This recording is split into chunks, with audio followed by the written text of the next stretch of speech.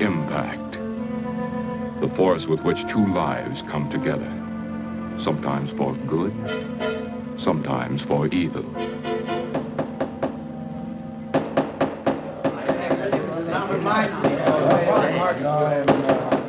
I say, Williams is out of line on this. I'm definitely against it. Seems to forget we have our stockholders to answer to. Phone Mrs. Williams, Della. Tell her to be ready in about an hour and I'll pick her up. Yes, Mr. You phone San Rafael and see if those papers are on the way over from the executive. Yes, well.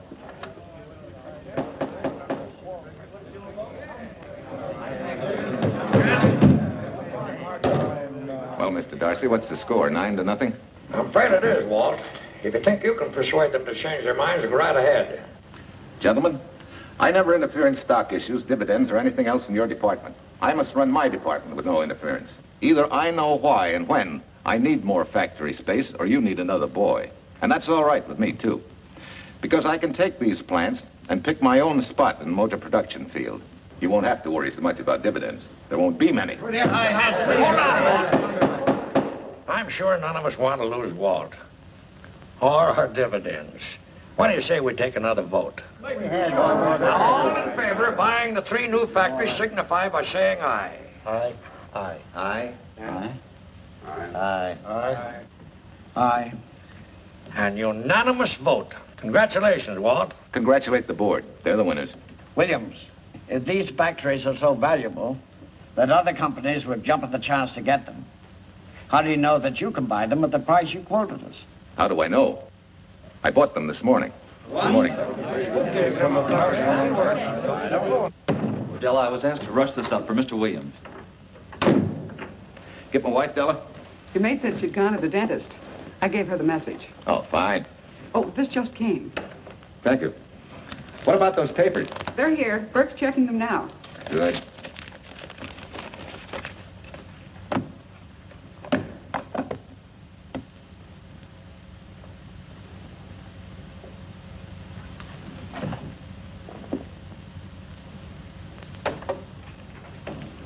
Congratulations, Walt.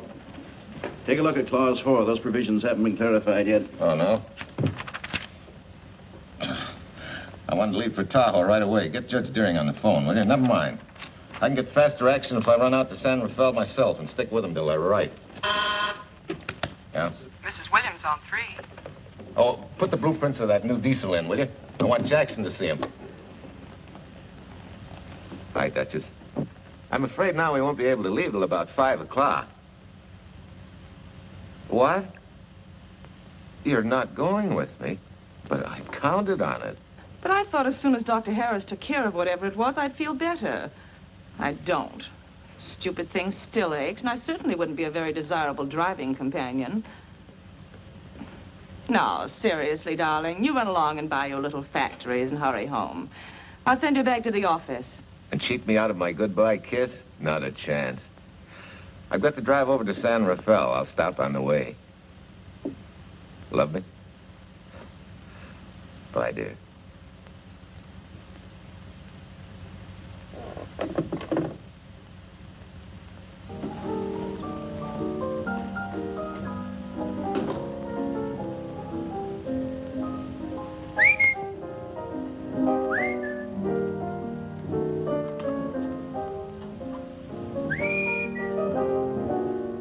How do you expect me to whistle through a toothache?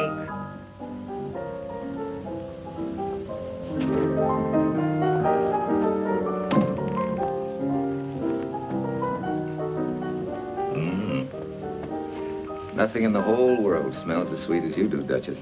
Certainly don't feel sweet. I was grouchy as an old bear. Well, old Doc Williams can give you something to fix that.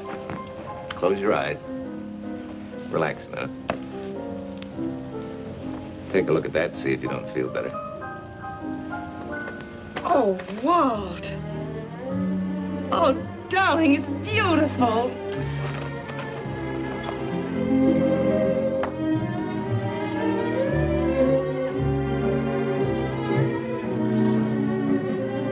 Not bad. Not bad at all. You know, to quote my wife, I like monograms on things. It shows they belong to me, unquote. When did your wife say such a thing, Mr. Williams? About 6 years ago, when I married her. She gave me the first monogrammed shirts I ever owned. Those were the words on the card. I still have it. I certainly hope your board of directors never discovers what a softy you are. They won't, don't worry. I have only one vulnerable spot. What really happened this morning? All I got out of Della was that you stalked out of the office with blood in your eye and were back in no time with canary feathers in your mouth. Oh, I clipped those birds' wings, but short. No one's gonna vote me down, sweet. Not when I know I'm right. Mm-hmm. But how did you convince the board of that so quickly? With subtle hints and easy persuasion. Like this. Either I get what I want, or you get yourself another boy. And that's all right with me, too. Whoa, Tom! What a clumsy ox. I'm sorry, Duchess. Oh, please, sweet, don't be so upset. Oh, if you could have seen your face. Oh, don't bother, dear. Sulin will take care of that. Not exactly a good prescription for nerves, huh? You know, you're wrong, Dr. Williams. The way I feel now, a good catnap will probably make a new woman out of me. And if it's not going to make you too late... Yes? Well, I'm sure that by 5 o'clock I'll... Swell. I'll run over to San Rafael and get things ironed out and be back for you by 5. On the nose. Darling, wait. That's perfectly silly. I'll take a taxi cab and meet you in Sausalito. There's a drugstore on a corner opposite the square. I'll be there at 5 o'clock and we can go straight on up to Tahoe. That'll save you all that late afternoon traffic and all that time it'll take to come and pick me up. Smart woman, my wife. Thinks of everything. Where's your bag, honey? Oh, Sue Lynn still has some things to press for me. Sure you don't mind taking a taxi? Very sure. Sweet dreams, Duchess. See you at 5. Better get going. Bye, honey.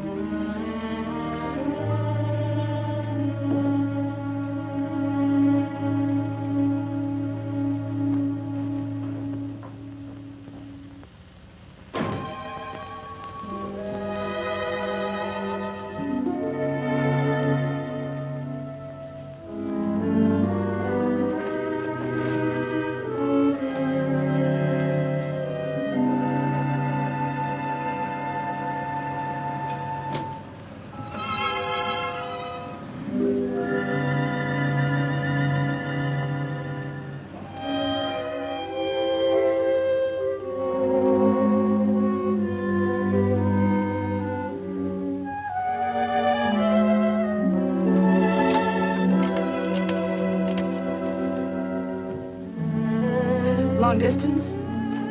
I want Berkeley 79721. Hello. Ah. Hiya, beautiful. Yeah.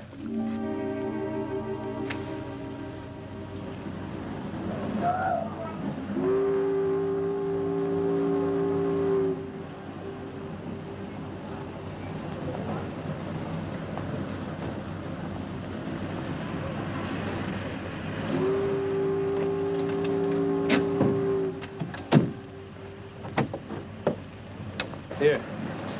Don't forget, turn this stuff over to a bellboy at the Airport Hotel in Oakland. Tell him to hold it for Jack Burns. Jack Burns, the Airport Hotel. That's right. I'll be checking in later. What do I owe you? $1.15 a here. All this stuff back to Oakland. Yeah. Here. Buy yourself a new... Thanks.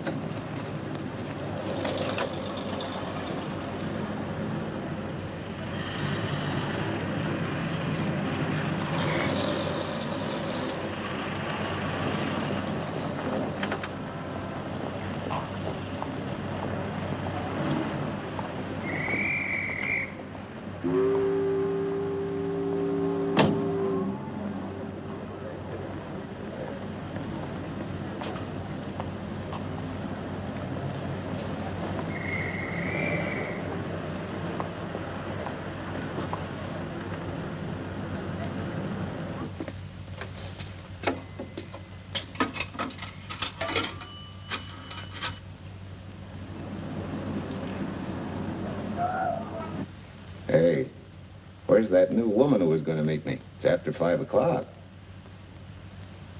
Oh, gee, I was so sure you were going to be okay. maybe you better get yourself another dentist, huh?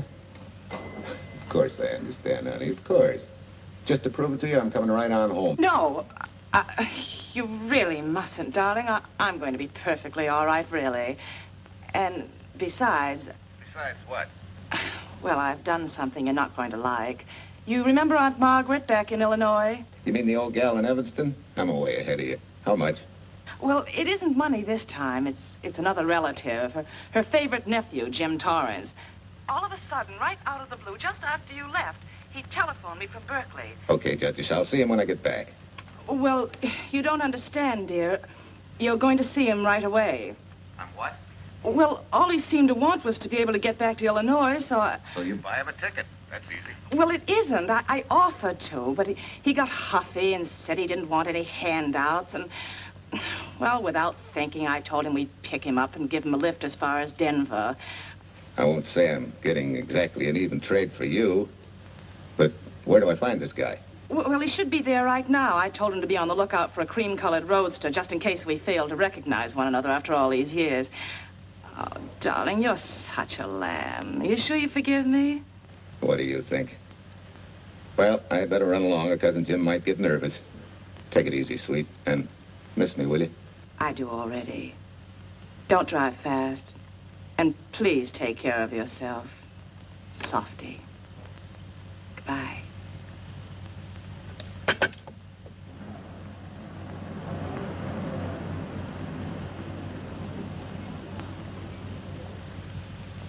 Hello, Della? Yeah, Mrs. Williams wasn't able to go with me. Now, while I'm going, you see that she gets her roses every morning. That's right. But this time on all the cards, put love from Softy. Yeah, S-O-F-T-Y.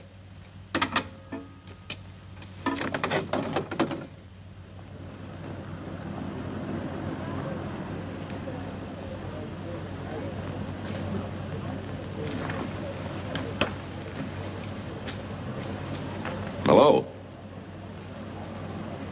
You must be Jim Torrance. Yeah, that's me. I'm Walt Williams. Hi, Jim. Hi. Where's Irene? Oh, she's a little under the weather at the last minute. Worse luck. Oh, that's too bad. I was hoping I'd see her. Yeah, I'm disappointed, too. Where's your luggage? Oh, I'm wearing it. Less trouble that way.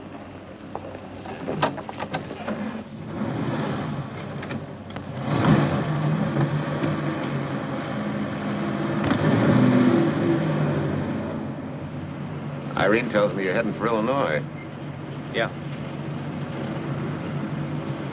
Going been a little rough, huh?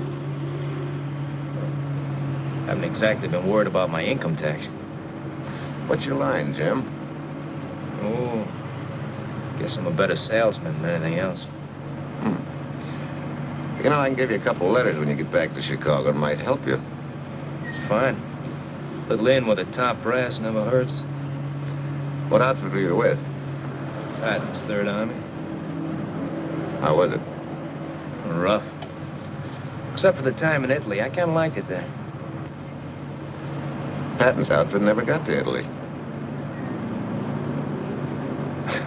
Of course. But most civilians never know or care, and I figured you didn't either. Well, I fooled you that time.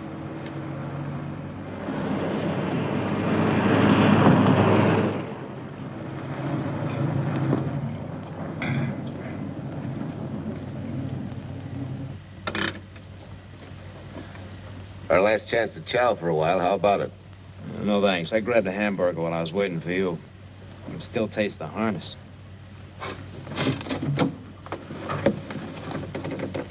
Sure you won't change your mind? No, I'm gonna grab a little shut-eye. Right.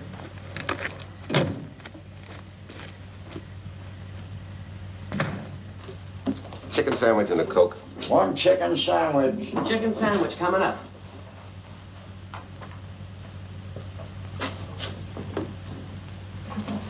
Give me change for $1, will you? Yes, sir.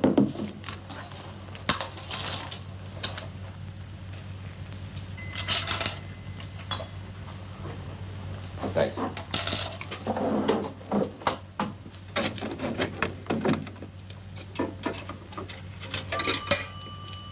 Francisco. Klondike 2, 6714.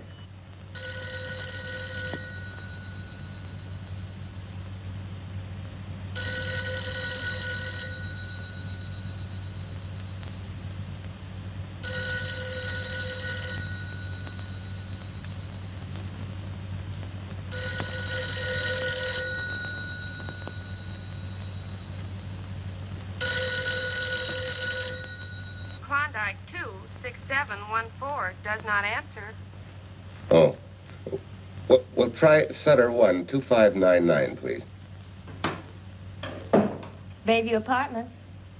Oh, yes, Mr. Williams. No, your maid isn't there tonight, sir. Well, she said Mrs. Williams was taking something to make her sleep and wasn't to be disturbed. But perhaps... No, don't disturb her. Just leave a message that I won't forget about a certain problem. Mm-hmm. I think I have it, sir.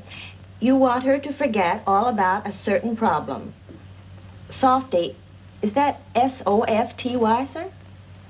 Softy is going to take care of it thoroughly. Is that all? Yes, that's all. She'll understand. Be sure she gets it the first thing in the morning. Right.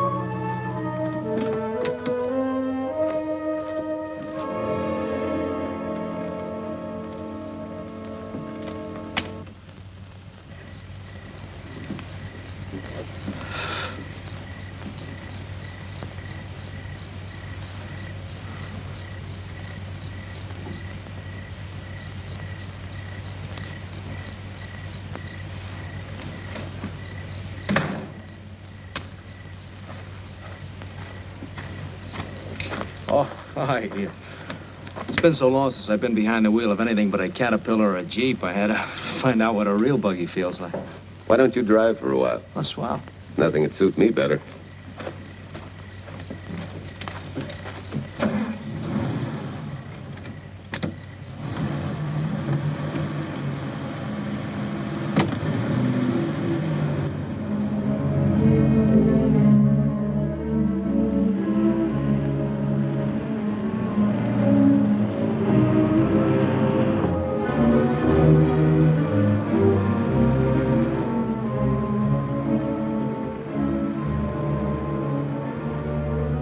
Tell me, Irene still got that little scar on her cheek? That one she got from the fall? Yeah. You can hardly see it now, though. How'd you know about that? She just got it last summer. Thought you said you hadn't seen her for years. Oh, from Aunt Margaret, of course. How else? She always sends me the news in her letters.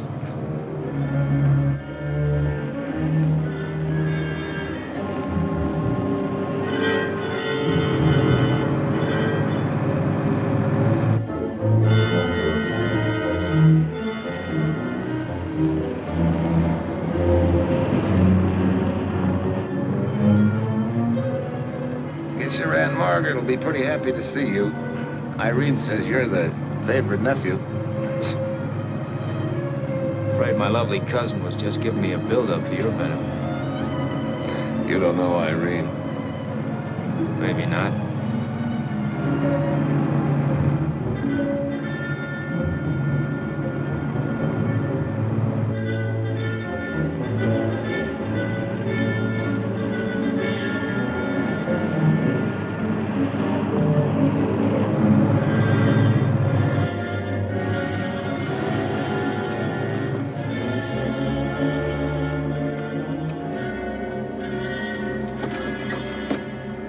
What's the matter?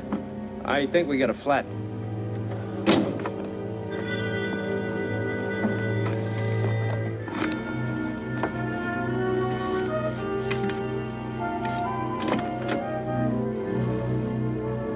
Yeah, flat as a flounder.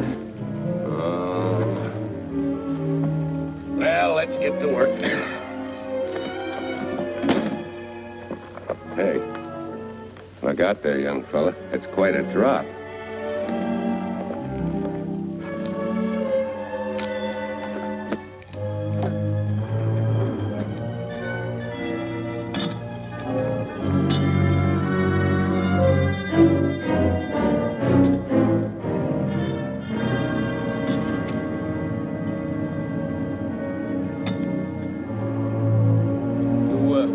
You got a flashlight?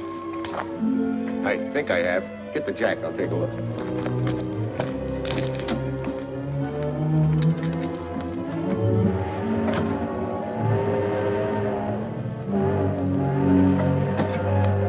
Did you find it? Yeah. Yeah, it won't be long now.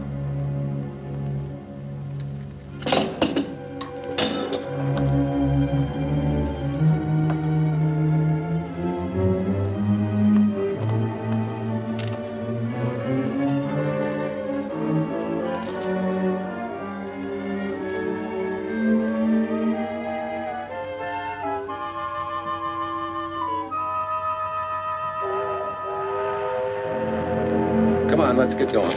Wait a minute. Did one of your cufflinks fall out? Huh? Well, something dropped. I heard it fall right down there at your feet. Hmm. Well, he must have rolled under the car.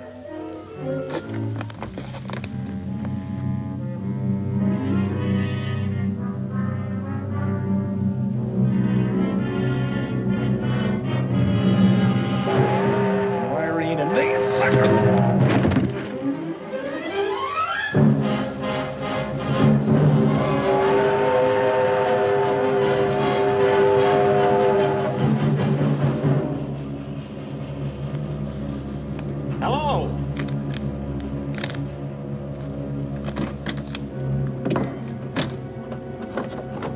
Need a hand? No.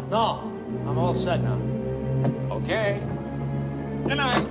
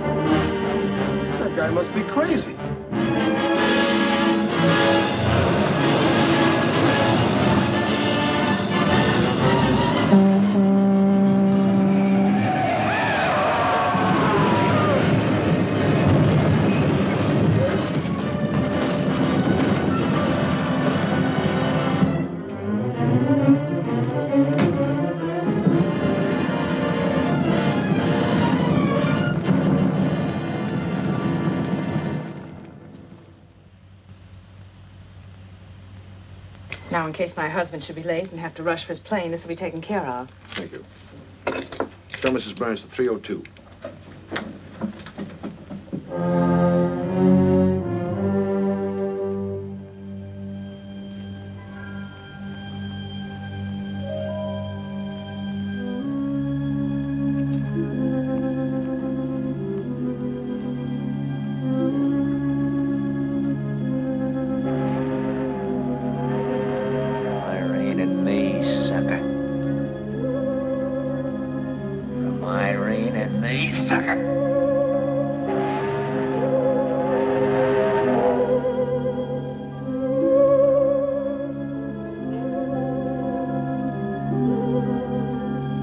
Take care of yourself. Softy. Softy.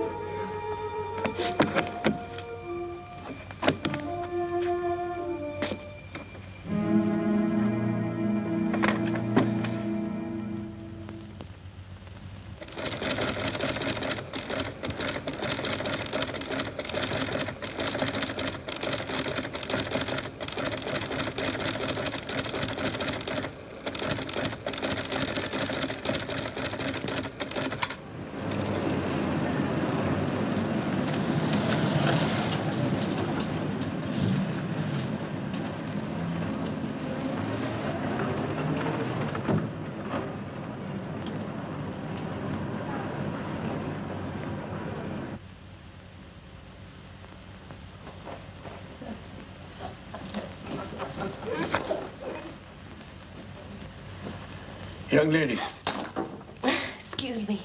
I want to see Mrs. Walter Williams. I'm sorry, sir, but she left orders not to be disturbed. I'm sorry, too. Lieutenant Quincy of the police department.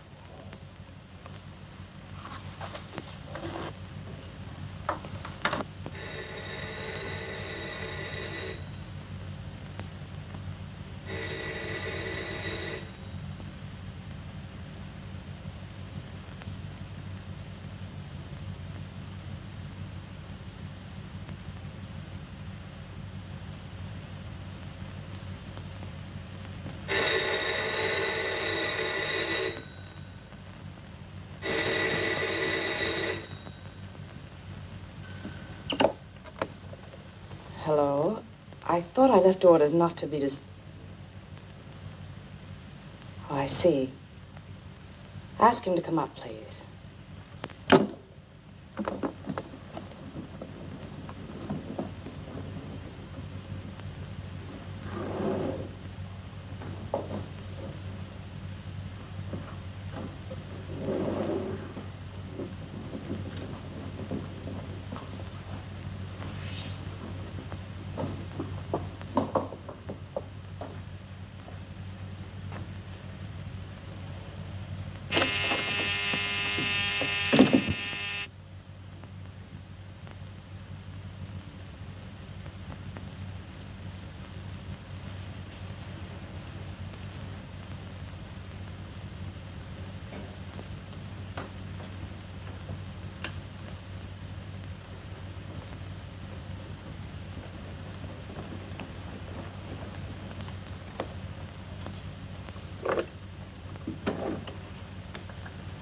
Yes?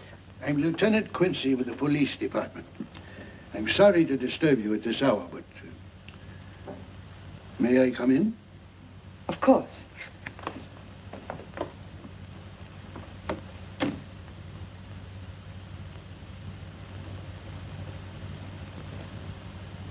Well, Lieutenant? Did your husband go on a motor trip late this afternoon? Why, yes, he went to Denver on business. Why? Was he driving a Packard roadster? Yes.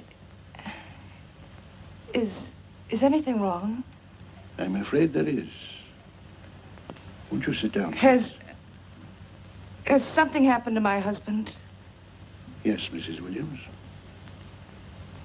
He's dead, isn't he? Yes. Oh, Walt, I knew something like this would happen. I begged him time and again not to pick up hitchhikers. But it wasn't a hitchhiker, Mrs. Williams. It was just an accident. He ran into a truck, a gasoline truck. You mean there was fire? He must have been driving pretty fast. I don't think he felt anything after the crash.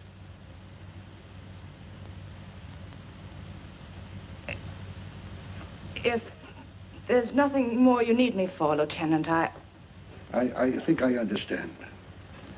And may I say you've taken this with a great deal of courage. Good night, Mrs. Williams.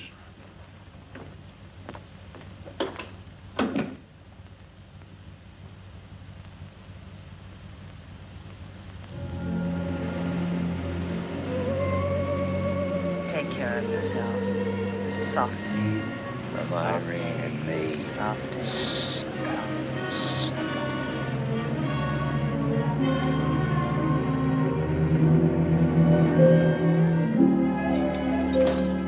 Ready? Yeah. That Williams must have been quite a guy. Yeah, he went to work for Universal Motors as a sheet metal worker. Mm-hmm. Less than 10 years, he's their top production man. Well, he sure went out in a blaze of glory. Yeah. Let's go.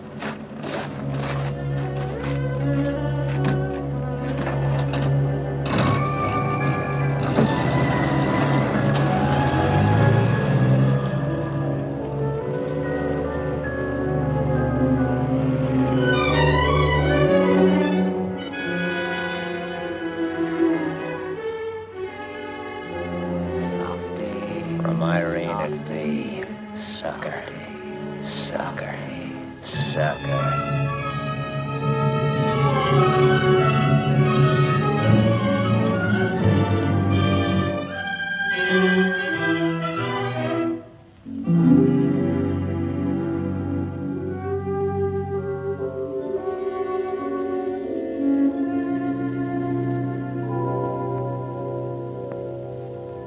Well, could Mr. Burrs have taken a later plane and still made connections for Mexico City? I see. Thank you. Yes? It is some telegrams for Tai Tai. Just put them under the door, Su Lin.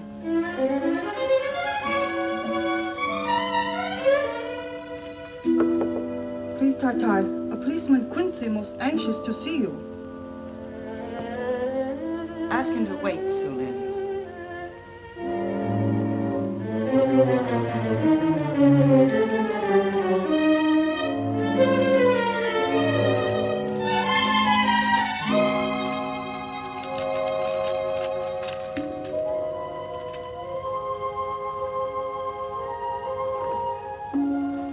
Mrs. Williams will see you presently. Will wait, please.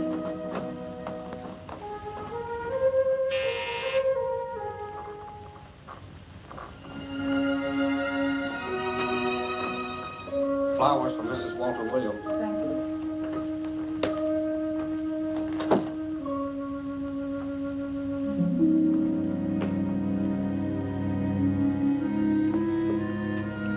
Roses like Mr. Williams always sending when he's away. You seem to have been very fond of Mr. Williams.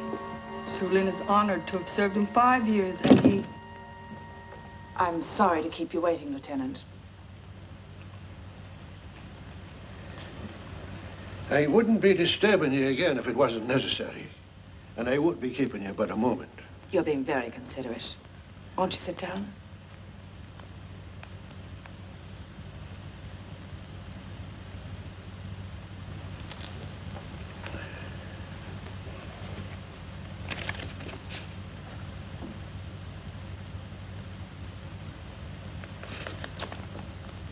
Everyone's been most thoughtful.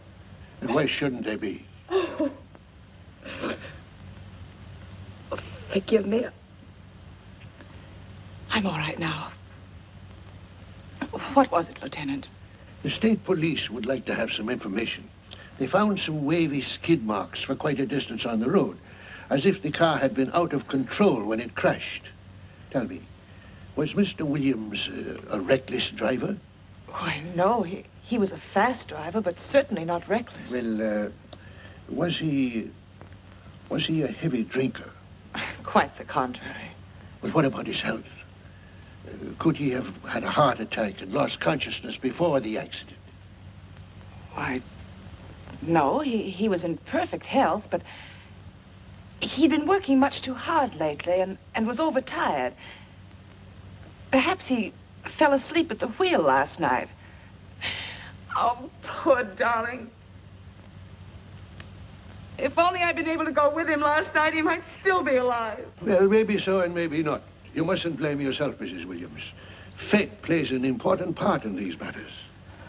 Your handkerchief.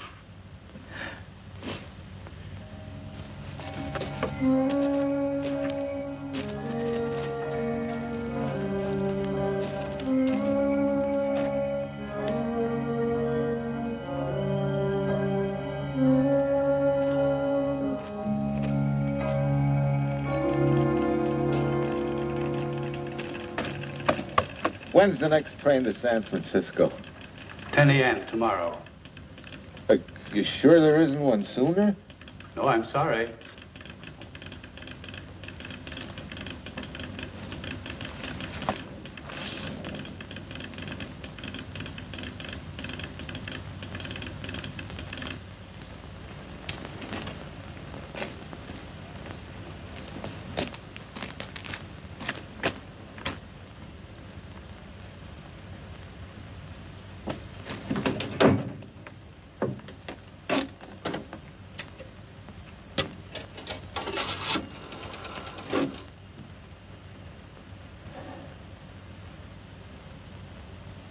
We have a circuit now, sir.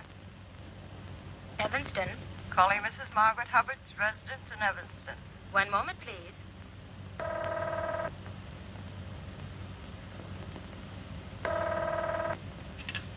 Hello?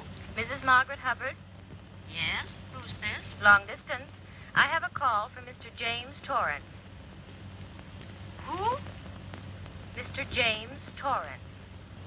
He's her nephew, Jim Torrance. The call is for your nephew, Jim Torrance. I haven't any nephew, and I don't know any Jim Torrance. Sir, Mrs. Hubbard says she doesn't know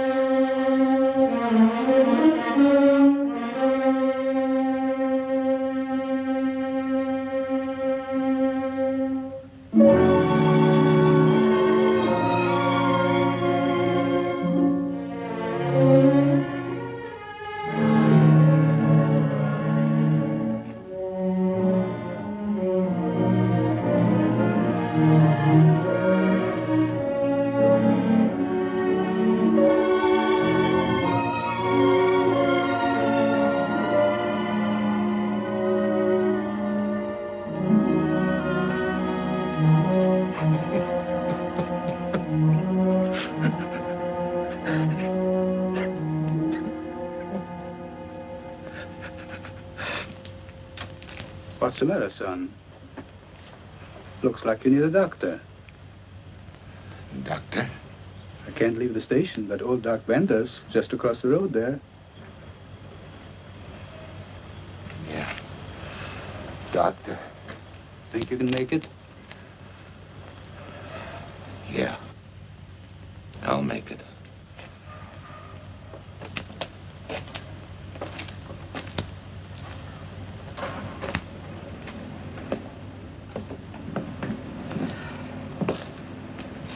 Now, take it easy, man.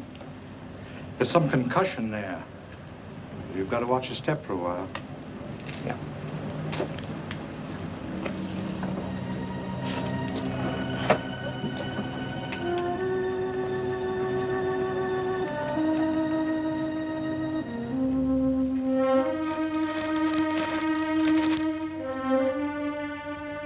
Walter Williams' beautiful widow, who by her own request sat alone in the family alcove during the service.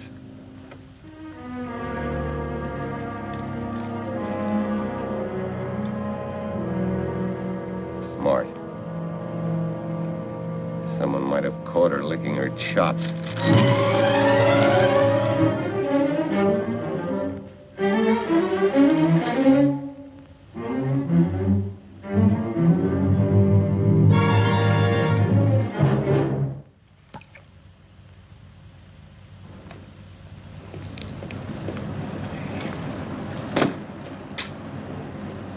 Hey, what's that? Walter Williams. Hey, ain't that the guy that... For the love of Mike, what's that briefcase doing here? He's dead. They did him a dirty trick if he ain't. Hey, now, wait a minute. Don't touch it. We better turn it over to the police.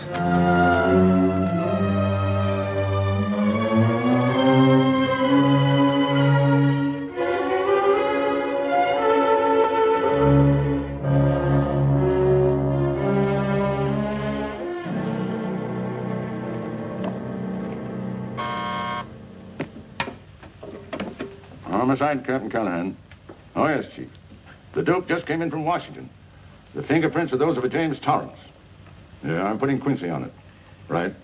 This sort of opens up a new can of peas on the Williams accident. There's the FBI reporting the guy. Playing with the lady's affection seems to come natural with him. All you got to do, Quincy, is find him. Yes, that's all I got to do. Last known whereabouts of Jim Torrance was in a moving van somewhere between Sacramento and Points East. Yeah, wait a minute. Last known address, care of his sister, Mrs. Joseph Rossetti. Irving Apartments, Berkeley. Well, what are you waiting for, Quincy? Let's go. Did Torrance leave any forwarding address? No, he said he was going to send it to me. Sorry to trouble you. Oh, Lieutenant, if you should happen to hear from him, will you let me know? There's an unpaid telephone bill and a bundle of laundry. Laundry? Let's have a look.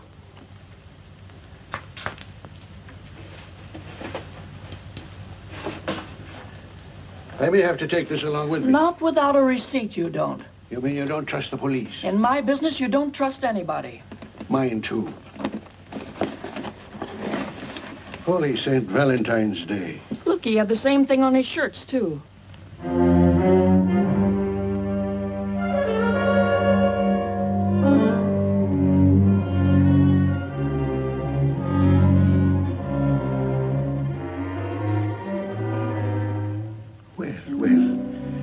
Romance in your late tenant's life. Did you ever see the lady? You know, I never did. But I always knew when she'd been here, the wonderful perfume. I lay you 10 to 1 she's a rich widow. Could be. Wait, I'll get you his telephone bill. Pretty fancy stuff for a hitchhiker. Yeah, but he's a pretty fancy hitchhiker. According to the shirt maker, a certain lady in the town had these made special. And they're just like her husband's. Only his initials were WW. Sort of smells, don't it, Cal? Now take a look at this little item that was also found in the laundry. I for Irene and W for... Well, it could be for Williams, too, couldn't it? Yeah. Homicide, Callahan speaking. Hello? Oh, hello, Fitz. Hello. What news? Oh? Any luck? Both days, huh? Swell. Have it typed up and sign it. This report of Fritz will be a nice little topper for this pile. His checkup shows calls from Torrance's phone to Williams's private number, and a flock of them going the other way, including one on the 7th and several on the 8th. The 8th, in case you've forgotten, is the date of Walt Williams' accidental death. Well, that ought to be enough to get an indictment out of the grand jury. Go pick her up. I'd like to play a long shot first. It might give us 2 for 1. Well, take him one at a time. A bird in the hand is not going to lead us to its mate. I'd like to give the lady a little more rope. Well, Thanks. I thought you'd agree.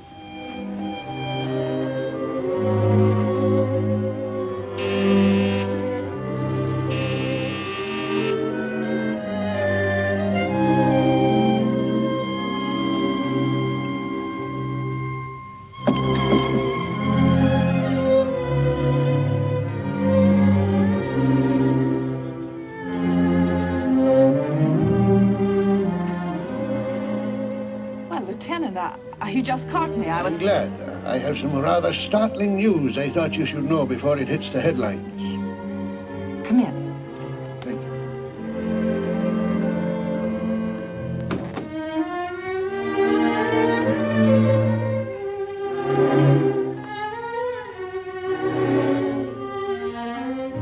Sit down, won't you, Lieutenant? Thank you. I'm very anxious to hear about this news. It seems that your first hunch, remember, that a hitchhiker was responsible for your husband's death? Well, Mrs. Williams, you may have been right. Why, I don't understand. Your husband's briefcase turned up in Kansas City yesterday in a moving van that had stopped at the scene of the accident that night. Apparently, the murderer made his getaway in it. That explains the wavy skid marks that made us suspect your husband was ill or unconscious at the time of the crash. Yes, I suppose it does. And by now, the man is probably out of the country and never will be found. Don't you worry, Mrs. Williams. There were fingerprints on that briefcase. And as soon as we get the FBI report from Washington, his identity will be known and his description sent out on police broadcast. Oh, we'll find him all right. But just now we're keeping things quiet so the murderer will feel safe until we are ready to close in on him. Yes, I can see the wisdom of that. Yes, I thought you would understand and cooperate.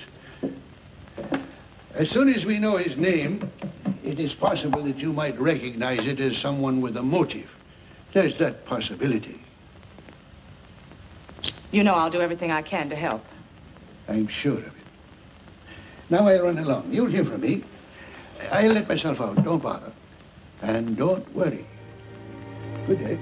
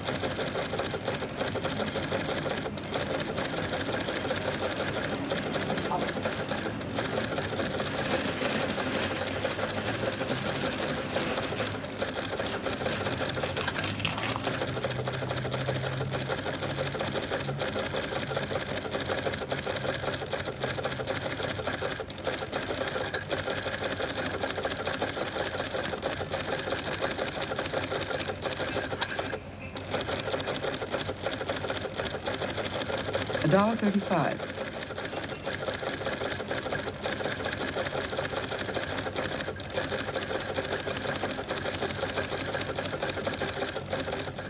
See, everything after the letter J in the first name has been obliterated by heavy writing over it. The only impress letters legible are those between words or before them, like RNS at the end of this name here, and the Hotel Santa here before the word Evanston. Well, Tom, don't you think it's about time you retired? Why, there isn't even evidence there of Mrs. Williams' intent to communicate with Torrance. And who do you think she beat a path to the telegraph office to wire to? The League of Decency? I'll tell you what I think, that you should have brought her in when I first told you to.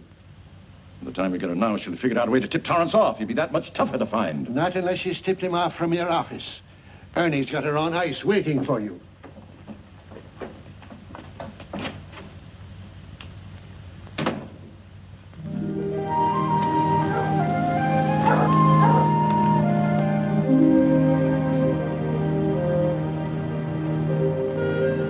Pretty good, huh? Fastest growing little town in Idaho.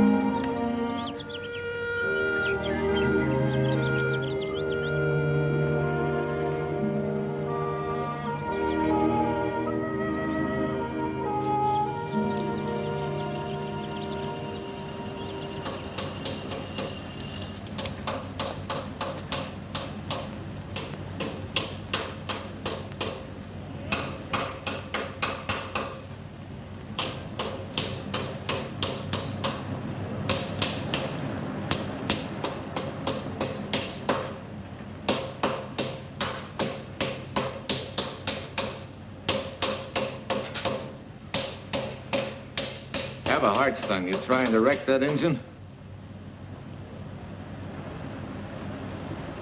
Oh. Sure. It's a hobby of mine. The way you're going at it, you can't miss.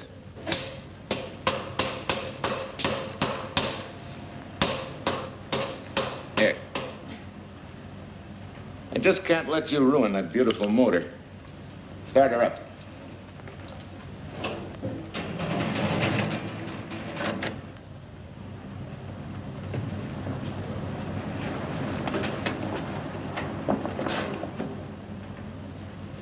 Okay, start her up.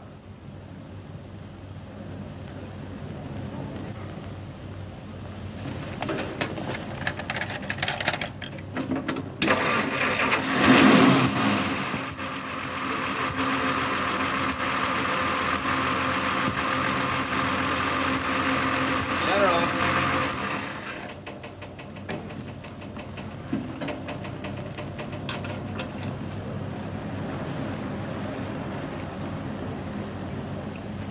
You're certainly not a mechanic by trade.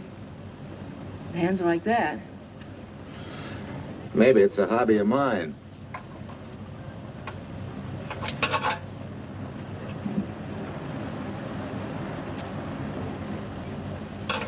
Gee, what happened to your head? Perhaps I was talking when I should have been listening. Okay? Okay by me. Thanks a lot, Hill. So long, Marcia. Bye. He's all right now. You better lay off till the boss gets back. I'm the boss. I guess the new cars are a little bit over my head. Now, with a jalopy, it's different. Aren't there any mechanics around here you can hire? No, they all went over to the new factory in Mansville. I guess they got better wages. Tough break. Yeah. How much do I owe you? Oh, forget it. Well, I'll be shoving along. Well, at least have a cook in the house. You might as well. Marcia, can I use your phone a minute, please? Sure, help yourself, Uncle Ben. Never arranged but what it cost. 650, please. Flat tire this morning. Now the danged engine stalled on me. Nice and cold. Wilson's garage?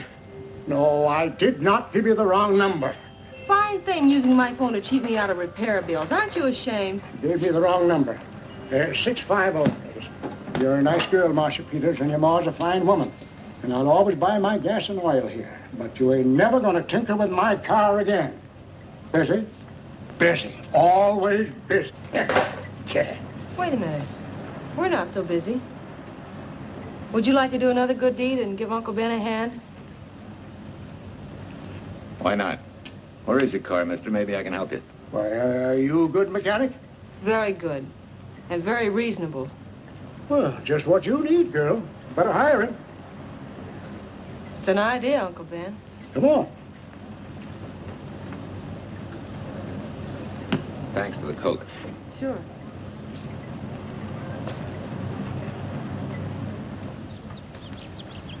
Well, I got Uncle Ben fixed up all right. Nothing but a sticky carburetor valve. Bye. I hope he paid you. What for? It only took a minute.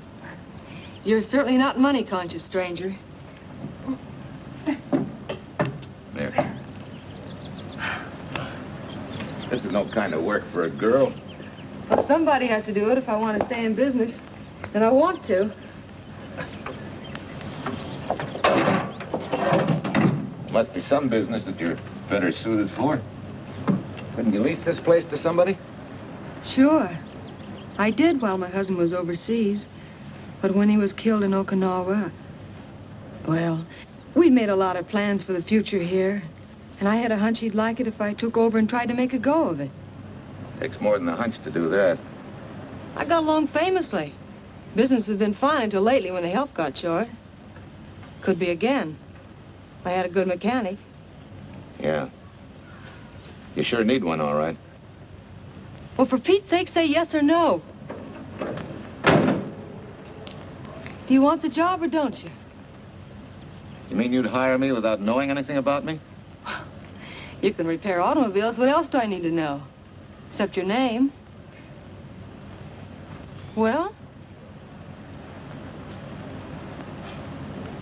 Why not? Sure. I'll try it for a while till you get someone permanent. The name's Bill Walker. Okay, Bill, it's a deal. And maybe if business gets real good, you'll want to stay. Well, don't count on it. Where's this go, on the rack? Yeah.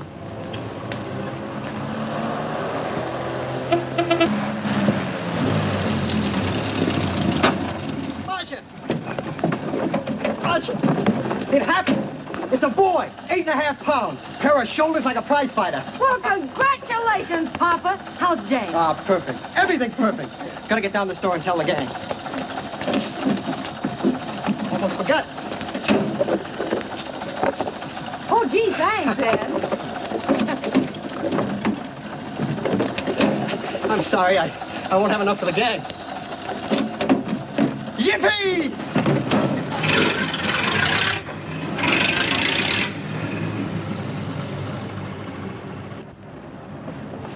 Maybe you can use this token from the slightly delirious new father. Thanks. Say, we haven't settled the matter of wages yet. Maybe I can't pay your regular salary. Suppose we leave that open till you find out how much I'm worth to the business. Doesn't seem to be any business right now. Might be a good time for me to get rid of this beard and find a place to board. We live right next door. I'll go ask Mom. She'll know of a place. Sort of a peaceful house. I noticed it this morning. Oh, gosh, I forgot. She's down helping Mrs. Wellesley with her canning. Mom finds homes for everything from stray cats... To stray mechanics? Well, you're not a stray anymore. I'll go phone. Pearl, 674, please. Hello, Miss Westler. May I speak to Mother? Hi, Mom. I've got some good news for you. I hired a man for the station. Yeah. No. Nobody we know. He's from out of town. Needs to place a board. You got a good one up your sleeve? Okay. Says she has to meet you first to come home for supper. Huh? And you like apple or cherry pie? Cherry. Cherry it is, Mom. See you later. Oh, now I gotta get rid of this. Hey, where's the nearest barber shop? The one and only, just up 2 blocks. Tell Judd you're working for me. When you get back, we'll close up and go home. Thanks.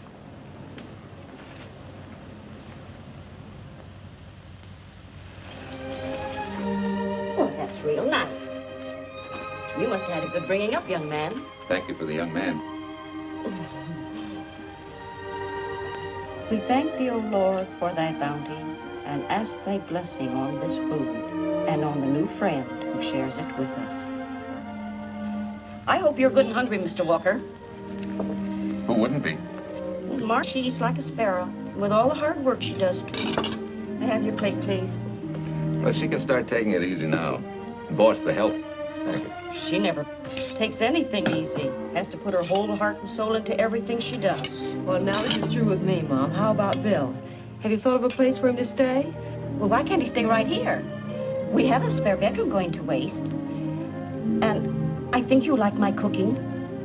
Like it? That's very kind of you, Mrs. King, but it seems an imposition. Imposition, nothing. That's good business. I can get back what I pay you in board and room. Well, Marcia, what a thing to say. If you'd like to stay, we'd like to have you. We have some more vegetables. Mrs. King, you have a boarder. May I have a biscuit, please? Oh, excuse me.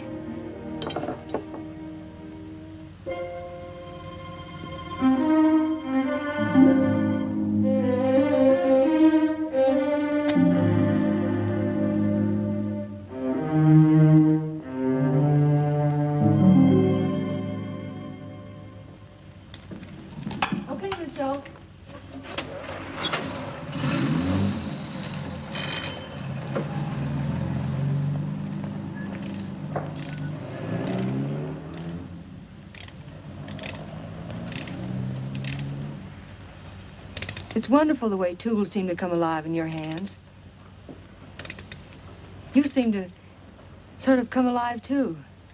As though you got real pleasure out of working with them. I do. When you're doing a job with them, you can't think of anything else. Bill, if something's bothering you, why don't you get rid of it? What would you prescribe, doctor? Amputation. For that stupid chip on your shoulder.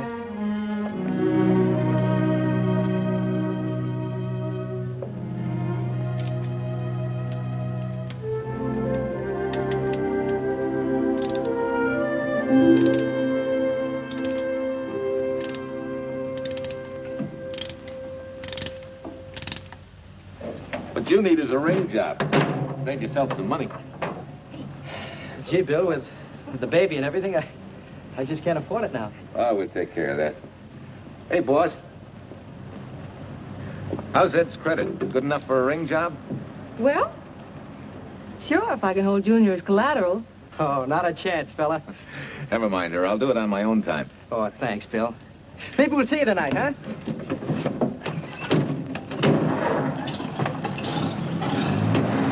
Some shoulders, huh? Yeah. Some father, huh?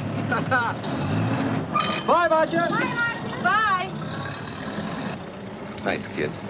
Hey, was Ed clowning about their being hard up? No. Things have been pretty tough for him ever since he got out of the service. Fix a car for him, Bill, and only charge him for the labor, okay? Then he gets it for free. I'd already figured on knocking that off. Say, we could make it an anniversary present. Anniversary of what? Junior's arrival, and mine, 3 months ago today.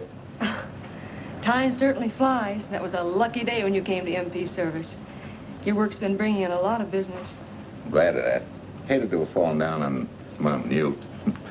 Say, look, boss, why don't we three celebrate tonight and go to the movies? Ed said he and Jane were going. Well, that lets Mom out. She'll be babysitting. I'd love to go, Bill. I haven't been in ages. Here's your opportunity. Go to work. Extra! Irene Williams, held for murder! Read all about it! Extra! Irene... This is Sheila Graham with the latest news of the shocking Williams murder case. While beautiful Irene Williams is held for trial, charged with conspiring to kill her late husband, the police are searching for James Torrance, believed to be the lover of Mrs. Williams and her partner in the horrible murder of Walter Williams.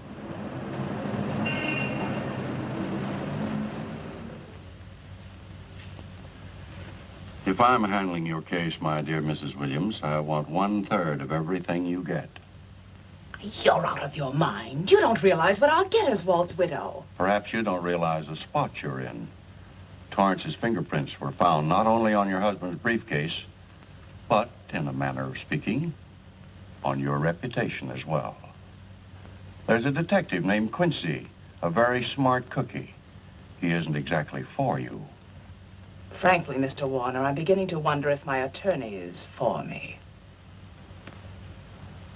Underestimating the enemy's ammunition would scarcely be wise. Now, if we can get to trial before Torrance is found, they'll never get a conviction. But... But what? If he shows up, we may have to fry him. Oh, no. Let's not cross that bridge until we have to. But if it comes to a choice, we're not going to burn, are we?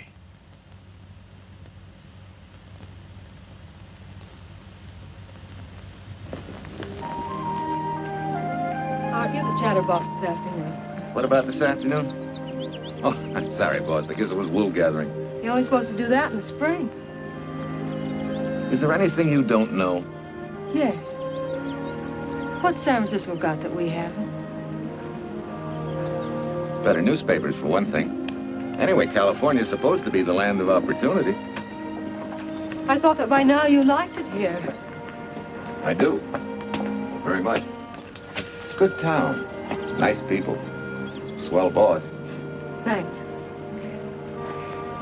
We like you, too. No fooling, Bill. You'd be surprised how many people ask questions about you. What kind of questions? Oh, where you came from, do you have any family, and do you like it here, and are you going to stay? Al Knox asked me at the movie last night if you wanted to join the volunteer fire department. Just interested, friendly things. I suppose it is natural for people to wonder about a stranger who moves into their community, like I did. You know, I've been thinking, maybe it wasn't such a good idea, you and I going to the movies last night. It's all right being seen in the station and here with Mom, but... You get used to that in a town this size. They're always trying to marry people off. You just ignore it, and after a while they forget about it. I'll go get cleaned up for supper.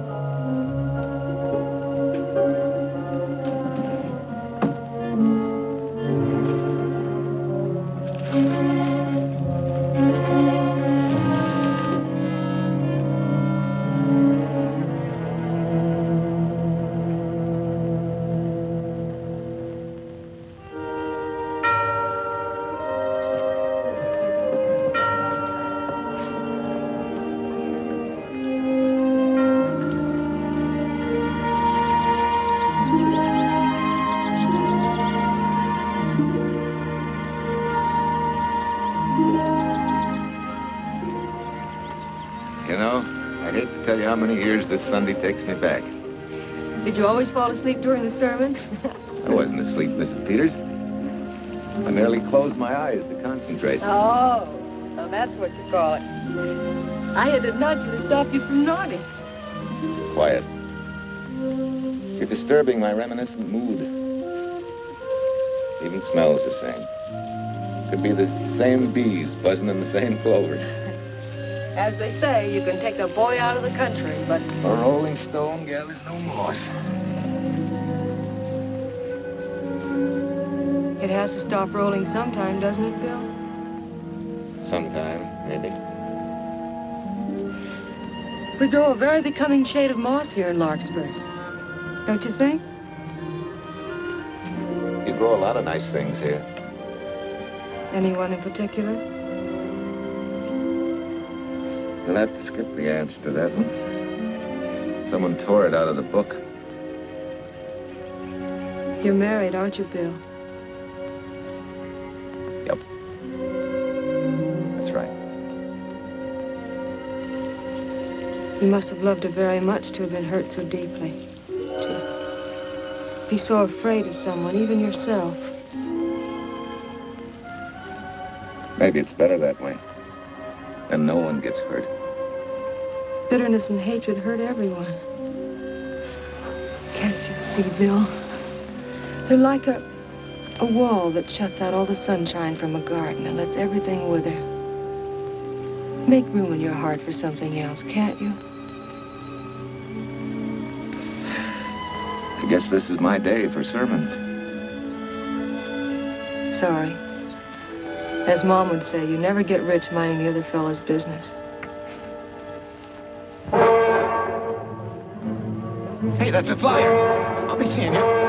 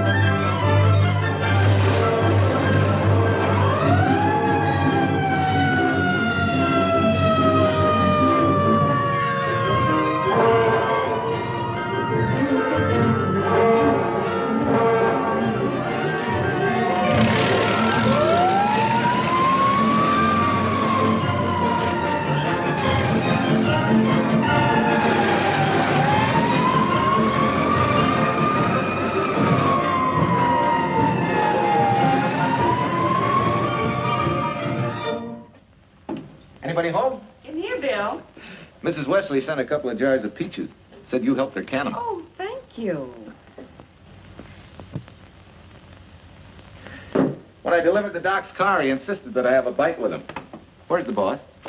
Took a book back to the library for me. Oh. What a day. Hey, what's the idea? Are you darning my socks? Well, I thought a drawer full of holy ones isn't doing you much good. I found it when I put fresh papers in your bureau yesterday. You have a heap of things that need mending, haven't you, son? Does Marcia know? Do you think I'd tell her? This is your problem, Bill. Because I found out about it doesn't give me the right to tell anyone else, not even Marcia. When you trust folks, you trust them, and you give them a chance to work out things the way that seems right to them. How can one little woman be so big? Don't forget, it's a lot easier to be tolerant and understanding at 50 than it is at 25. Yeah, Mom. I'm going next door for a while. Grandma Thompson's ill.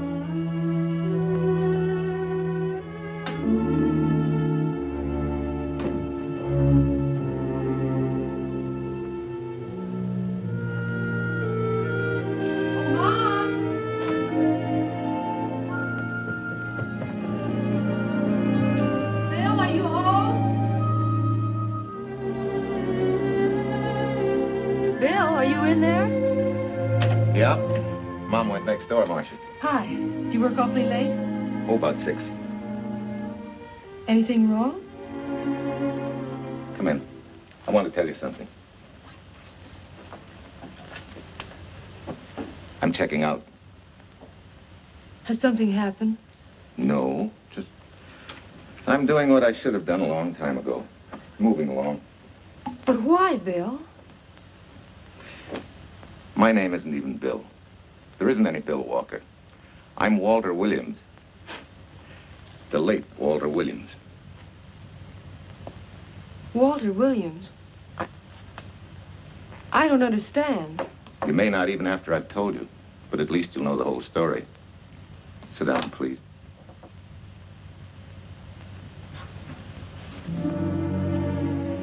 Finally, Larkspur.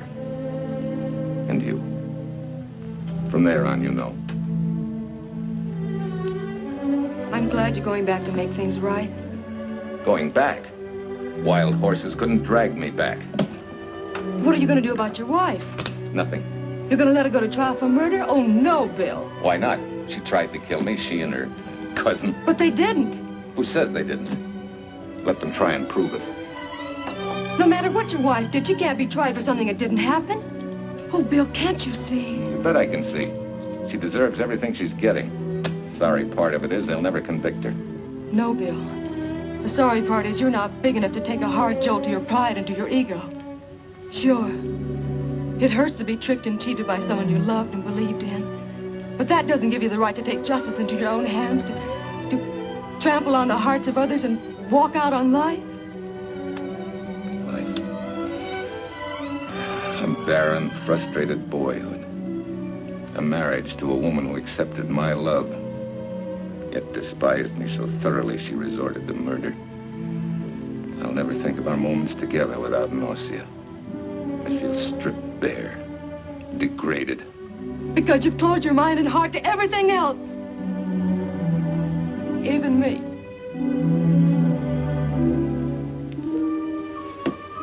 Oh, Bill, please. Don't destroy the one chance we have for happiness. We haven't got a chance. Doing the right thing never works out. I know. In this world, you turn the other cheek and you get hit with a lug wrench. Forget me, boss. Try and forgive me.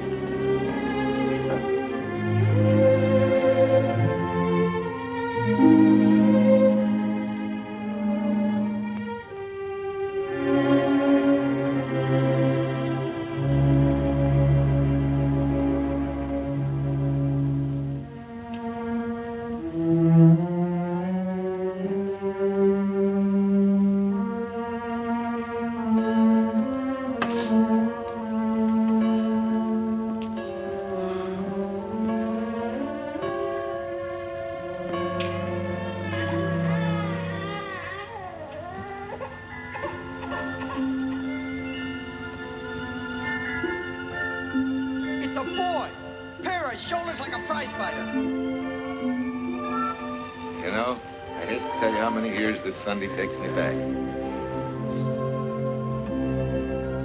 You have a heap of things that need mending, haven't you, son?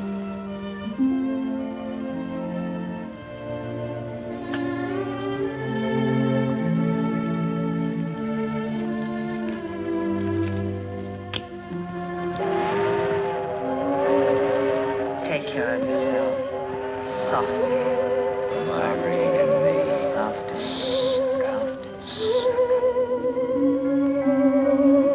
Big enough to take a hard jolt to your pride and to your ego. Sure. It hurts to be tricked and cheated by someone you loved and believed in. But that doesn't give you the right to take justice into your own hands, trample on the hearts of others, and walk out on life. Oh, Bill, please.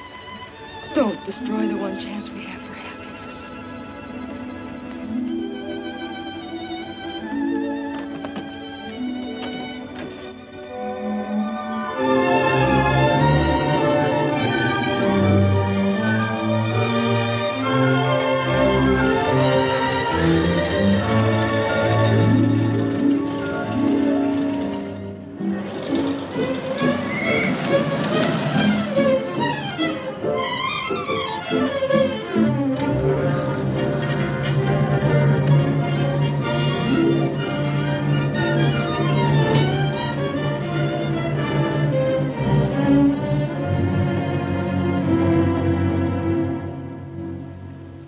Peters was kind enough to come along to substantiate at least the Larkspur portion of what I've told you. Very thoughtful of you, Mrs. Peters. Mr. Williams, when you read in the newspaper that the hitchhiker who attacked you had been, well, a close friend of your wife's for some time, it must have been a great shock to you. I didn't come here to discuss my emotional reactions, Lieutenant. If you need me for anything further, Captain, my office will know where to reach me. Let's go, Mark. Just a minute, Mr. Williams. We'll need your signed statement for the grand jury when we ask for your wife's release. It won't take long to be typed. Yeah? All right.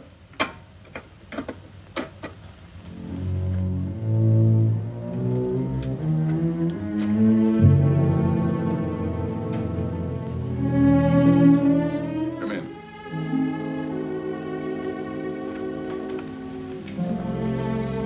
Sit down.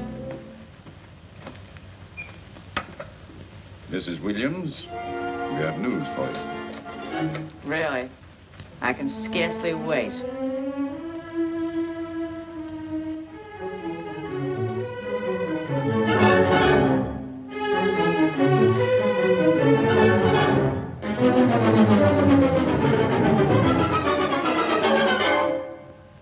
It seems it was Torrance who was in the car when it crashed. Jim? Dead?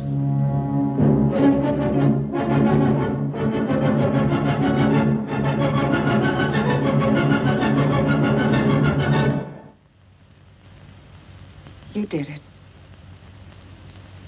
You killed him. No.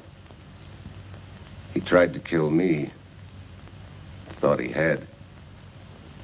And he ran into the truck. It was an accident.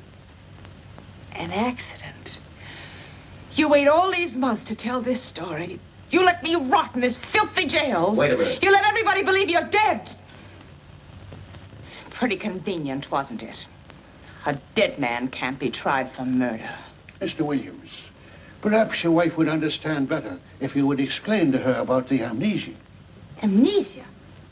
Oh, don't tell me you believe he had amnesia. Where's he been all this time, just wandering around in a daze? Tells us he's been in Larkspur, a little town in Idaho, working as a mechanic in a service station, run by Mrs. Peters here.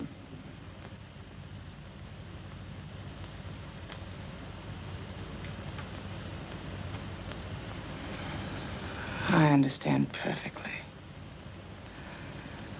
Now that my chance for happiness is dead, I suppose you'll demand the divorce I begged you to give me so that I could marry Jim. That's fantastic. Yes, isn't it? After you telling us that the man you picked up was a perfect stranger. Well, that's not true. The time and place for meeting Jim had all been arranged. I must advise you, there's a law that a wife can't testify against her husband. There's a law against murder, too, but that didn't stop him, and nothing's going to stop me until I'm through. It's all right with me, Captain. Go on. Talk your head off.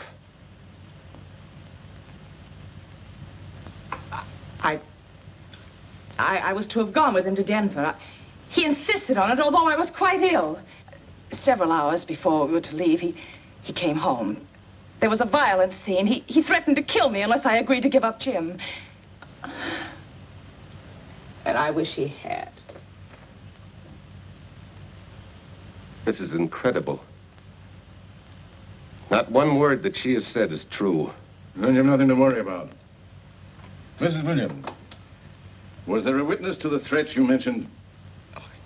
No. Unless the maid overheard. She was in the apartment. In fact, she picked up the pieces of the vase that he threw at me. Where's she now? I don't know. She left me suddenly after all this began. Please, could the questions wait? I feel rather ill. Will you have Mrs. Williams ready for the grand jury at 10 o'clock tomorrow morning? That's all.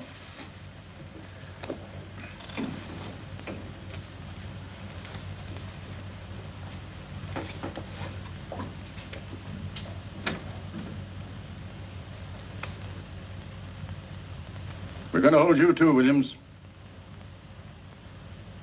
On what charge? Suspicion of murder. But he's not guilty of any of these things. Then it should be easy for him to prove it. Take it down and book him. That fiction of Mrs. Williams must have been very convincing. No, we just couldn't buy that yarn you tried to sell us. Let's go.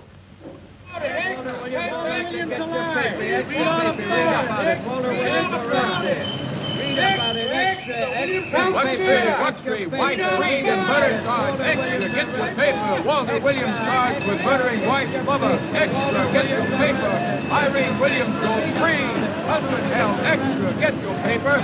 Wife freed and murder charge. Walter Williams charged with murdering wife's lover. And Daly's going to cover Williams' office. Okay, boys, hop to it. I want all I can get by 10 a.m. tomorrow for the grand jury. Okay, Chief. Oh, Tom, don't miss a bit. Dig up everything you can on Williams and the Peters dame. You sort of believed Irene Williams' story, didn't you, Ben? She made better sense than he did. Well, sure, she's a better liar than he is. Don't forget, I went all through her grieving widowhood with her. She's a bad customer. Well, that's for the grand jury to decide, and Williams insisted on letting her talk. So it's his funeral. Funeral, all right. Especially with that yarn he told. But murder's out of character for him. There's a few pieces missing somewhere. There might be in Idaho, if it's not too much out of character for you to get going. You're going to miss me, Cal, when I retire next year. Maybe I'll join Private Eye and solve your cases for you.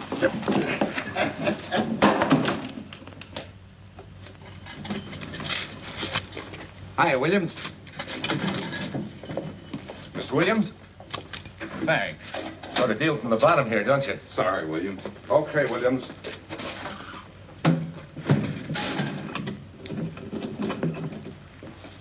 Well, not very good news, judging from your faces. Well, Walt, the grand jury returned an indictment against you. Mrs. Williams was released. I see. Now, don't you worry, Walt. We'll have you back at work where you're needed, and in short order. Come on, Eldridge. There's a visitor waiting far more attractive than we old fogies. We're just leaving, Mrs. Peters, but remember, don't hesitate to call on me for anything. Thank you so much.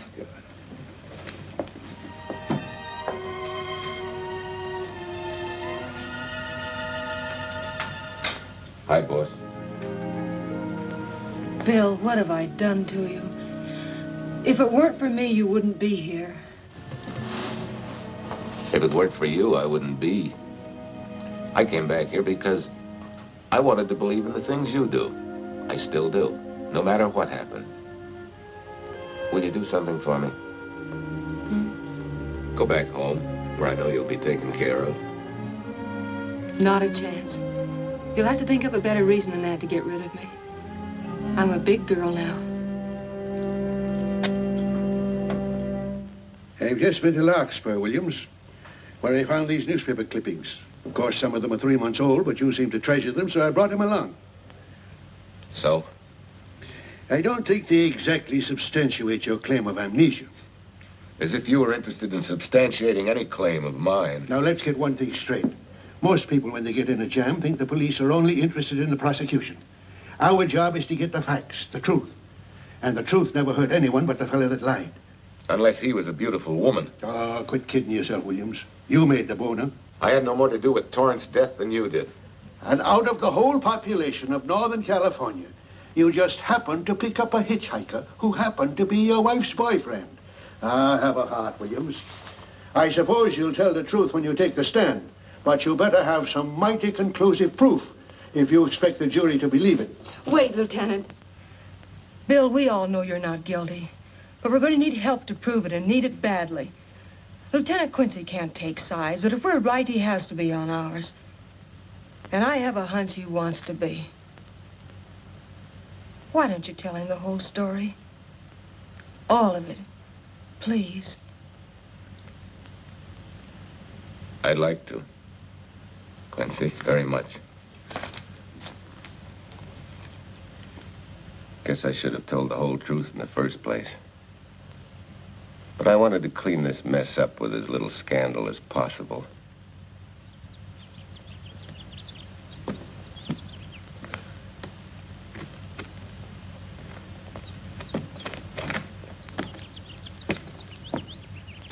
Well? No sign of the lug wrench or anything. My dear Mrs. Peters, will you please stop trying to be a detective? How many times do you think the police have combed this spot for any kind of evidence? Now, be a nice girl. Take Mr. Williams' advice. Go back to Larkspur. What time is it? It's only 4 o'clock. We still have time to go back to town and go on our hunt for Sue Lynn. Now, look here, young woman. You've had me on the run since early morning. But, Lieutenant, the maid seems to be our only hope now. We've got to keep looking till we find her, that's all. That's all? Wait. She was naturalized, wasn't she? Suffering chopsticks. Quincy, you dumb flatfoot. This Sue, what's her name, was Chinese born. If a port of entry was San Francisco, there'd still be a file on her, photo and all. Let's go. Back to town. Immigration.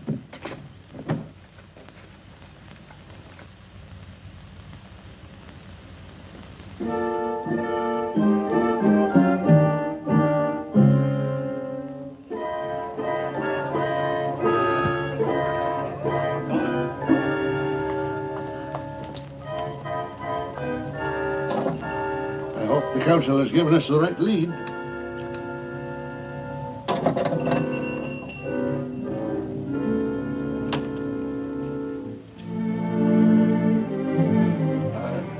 You are Singh? Understand? You savvy English? Also French, Italian, and Hebrew. May one ask what is desired? We're looking for Su Ling Chung. A Chinese consul said you were her uncle and might tell us what she is. This daughter of my brother, has she offended the honorable police? Oh, no. They just wanted to ask her some questions about Mr. Williams, the man she used to work for. Ah Singh's heart is heavy that he cannot lead you to her. But things that are not known cannot be told. Well, if you hear anything of her, report it to headquarters.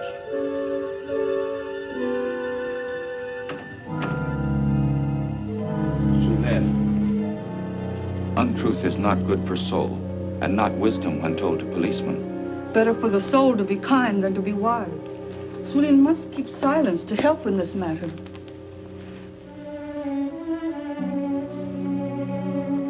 You know, you're quite a gal. In case I haven't told you lately. You're just too easily pleased, that's all. There must be a way out. Why can't we find it? Oh, buck up, boys. Tomorrow's another day. Yesterday you go to trial. Bill, I'm afraid. And the state intends to prove, beyond any reasonable doubt, that the defendant, Walter Williams, did, with malice aforethought, kill the deceased James Torrance, whom he knew to be his wife's lover. And that with his victim dead beside him, he drove his car into the course of an oncoming truck, jumping clear himself some seconds prior to the crash. And subsequently, he made his getaway in the back of a loaded furniture van. And for 3 months, as Bill Walker, he laughed at justice, but had imprisoned his unfaithful wife for conspiracy in his own murder. But then he decided that being dead cramped his style. He thought he could eat his cake and have it too. So he returned, most anxious to explain his long absence and to right the dreadful mistake that had imprisoned his wife for 3 months. Ladies and gentlemen, it was a cold-blooded, premeditated murder and must be punished to the fullest extent of the law. Call the first witness, please. Captain Callahan, did Walter Williams tell you what suddenly cured his amnesia after 3 months? No, he did not. But he did tell you the man that struck the blow which caused the amnesia was a total stranger, a hitchhiker he had picked up. Yes? And that he knew nothing of this man's identity or relationship with his wife until he suddenly recovered from his amnesia and heard or read the details. That's what he said.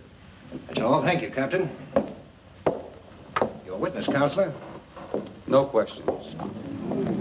No. I saw no signs of amnesia, but definite concussion. He was a bit evasive in answering questions, but not vague or unsure.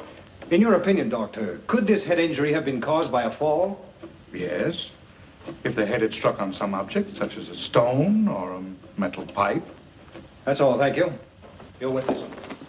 Dr. Bender, are you familiar with a tool known as a lug wrench for changing automobile wheels? I'm afraid I am, sir. I've had a regular epidemic of flat tires lately. Well, then, in your opinion, could this head injury which you treated have been caused by a blow from a lug wrench? Yes. It could have been caused by that, too. Thank you, Doctor.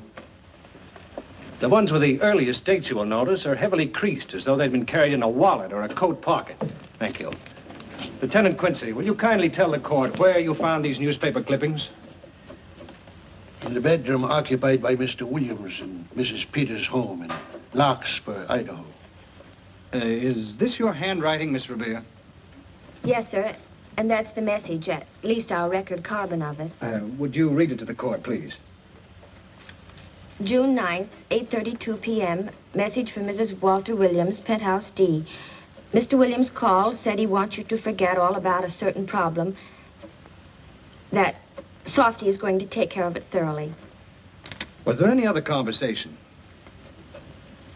Well, I just asked if that was all, and he said, yes, she'll understand, and sort of laughed as if it were a joke and hung up. Some joke killing the wife's boyfriend. Head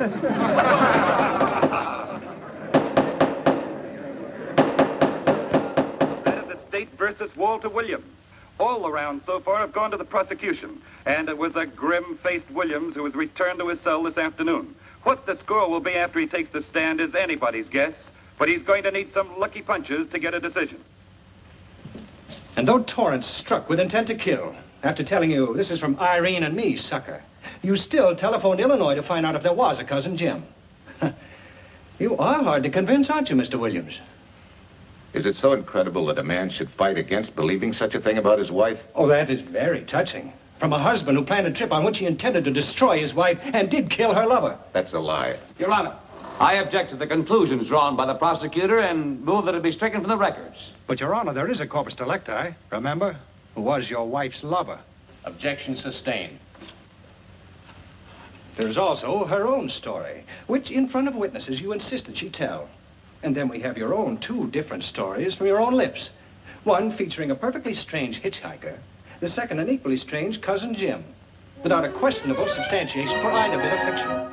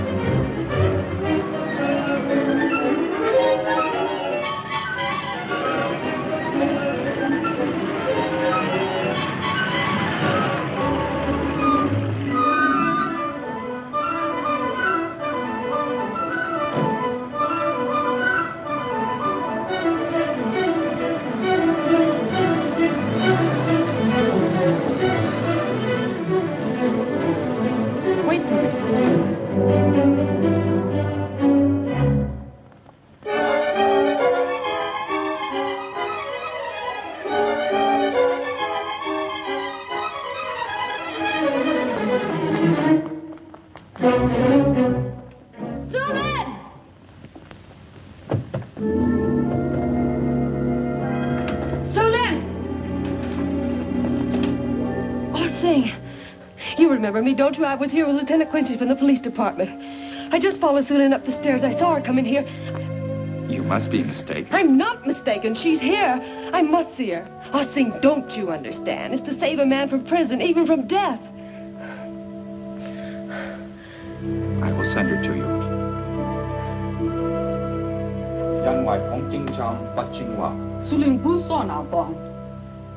Oh, Sulin, we've been looking for you all these weeks. Mr. Williams needs your help so desperately. I cannot help. You must forget that you found Sulin. Forget it? But you're his only witness. You're the only one that can help. Not as a witness. Only with silence can I repay his great kindness to me and my family in China. Why? For I heard other things. That most unhappy day. From Mrs. Williams' bedroom, his voice very loud and angry. A flower vase broken to pieces. He can explain all that. They do not believe what he's already told. That I heard anything would do harm. Don't you see?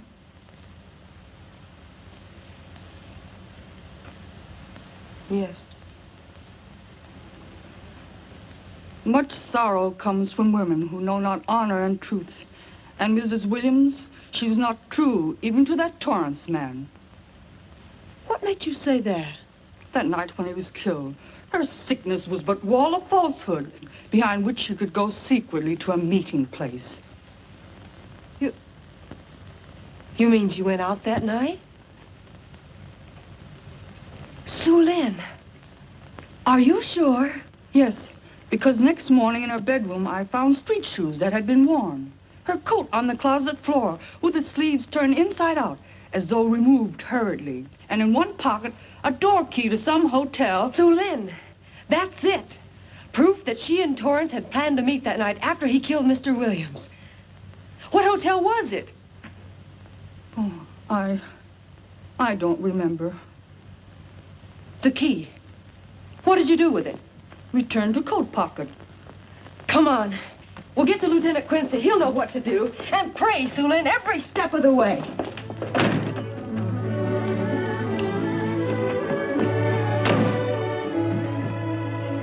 Now hold everything. Even if this long shot don't work out, we'll just keep on pitching.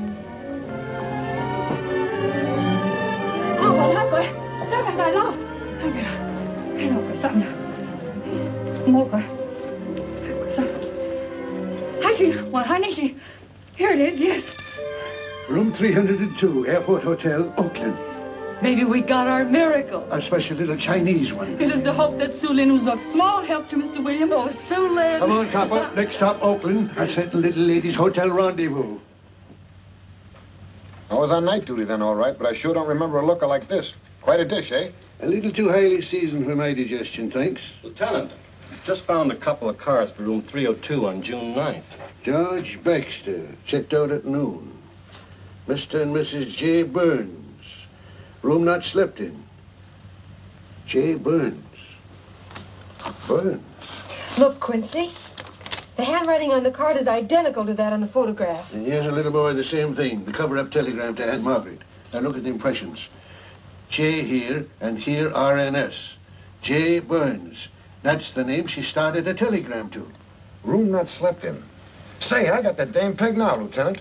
She said they'd be out of the room by midnight as her husband was catching a plane.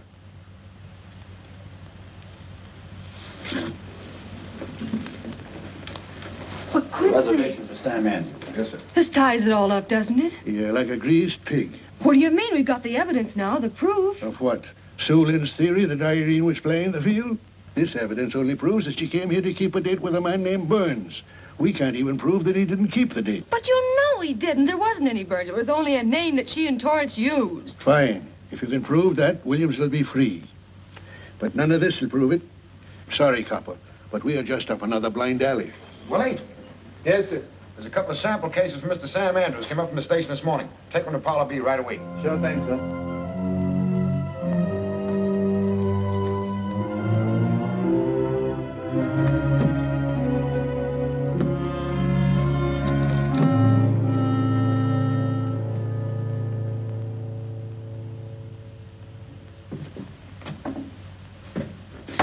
Be seated. Case of the state versus Walter Williams. Proceed, Mr. Eldridge. Your Honor, we will call Mrs. Irene Williams. Take the stand, Mrs. Williams.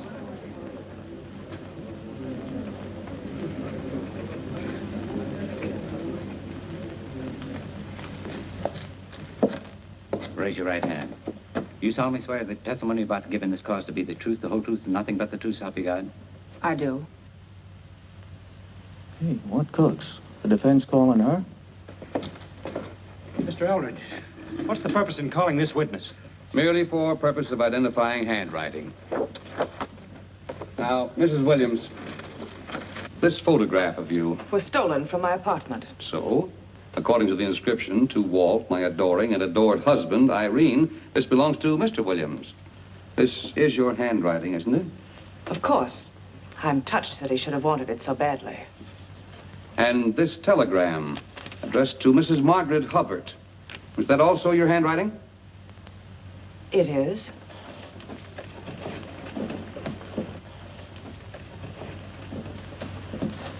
Now, Mrs. Burns, I mean Mrs. Williams, this photograph is inscribed to Jim, my adoring and adored Irene.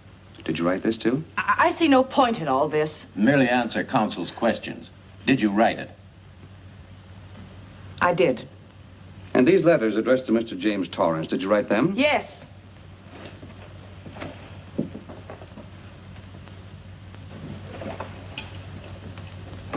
And this monogrammed garment, A gift from you to Mr. Torrance? Why must I be tortured again by all this? I never made any secret of my love for Jim Torrance. That's why he's dead. Your love for Jim Torrance. Yet on the very night he was killed, you had a rendezvous with a man named Burns, didn't you? I don't know what you're talking about. I don't know any man named Burns. I was at home that night, very ill. Oh, yes, the sleeping pills. Well, you must walk in your sleep then, for you spent at least part of that night at the Airport Hotel in Oakland, where you registered for Mr. and Mrs. J. Burns. Don't waste the court's time trying to deny it. This is the registration card that you signed at 9:20 p.m. And there's the room clerk who assigned you to room 302.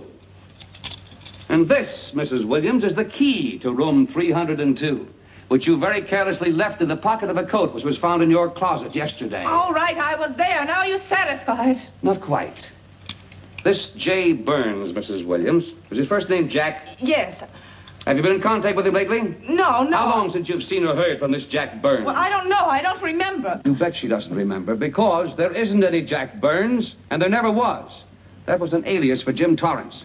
And it was Torrance who was to have met you that night, after your charming little plot to kill your husband had been duly executed. It's not true. It's not true. I have bad news for you, Mrs. Williams. I can prove it's true. These pajamas, these letters, this picture, all of which you identified for the court, were found in this suitcase, which is full of the clothes and personal belongings of Mr. James Torrance. And the suitcase was found in the baggage room of the Airport Hotel, where it's been held since June 9th. And it says on this tag, in large print, hold for Jack Burns.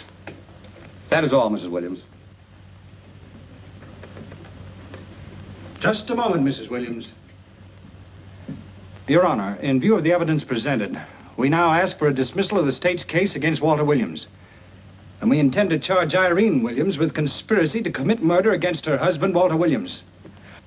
Oh, no.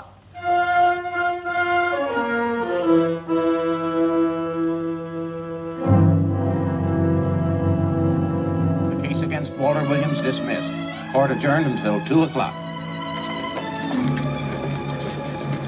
Well, that's that, Walt. Congratulations, Mr. Williams.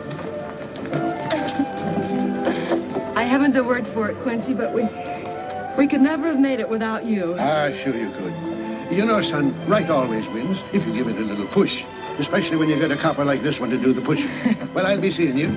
You know, it'll seem kind of strange being able to eat and sleep without someone getting in your hair all the time. Oh, fine, Walt.